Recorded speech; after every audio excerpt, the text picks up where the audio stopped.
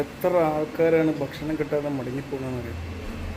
ഒരു മൂട്ട രാജ്യം ലോകത്ത് കാണിക്കുന്ന ഈ ഒരു ഇതുകൊണ്ട് ഒരു മൂട്ട രാജ്യം ഇസ്രായേലും അതിൻ്റെ അടിമയായിട്ടുള്ള അമേരിക്കയും കാട്ടിക്കൂട്ടുന്ന ഓരോ ഇതിന് ഇന്ന് ലോകം മുഴുവൻ സഫർ ചെയ്യാം. ആ മൂട്ട രാജ്യത്തിനെ പണ്ട് ഹിറ്റ്ലർ ഇട്ട് പണി കൊടുത്തെന്ന് വിചാരിച്ചിട്ട് ഇന്ന് ലോകത്തെ മനുഷ്യന്മാരൊക്കെ ഇട്ട് പണിയാണ്. ഹിറ്റ്ലർ അന്ന് കാണിച്ചതിൻ്റെ ആ ഒരു പേടി ഇന്ന് ഓരോരുത്തർ വാഴുന്നുണ്ട്.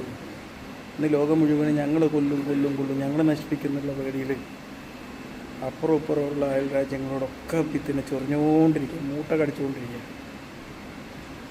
അതിന് വാലാട്ടാൻ വേണ്ടി അമേരിക്ക വലിയ വൻശക്തി എന്നൊക്കെ പറഞ്ഞെടുക്കുന്നുണ്ട്. എന്ത് വൻശക്തി?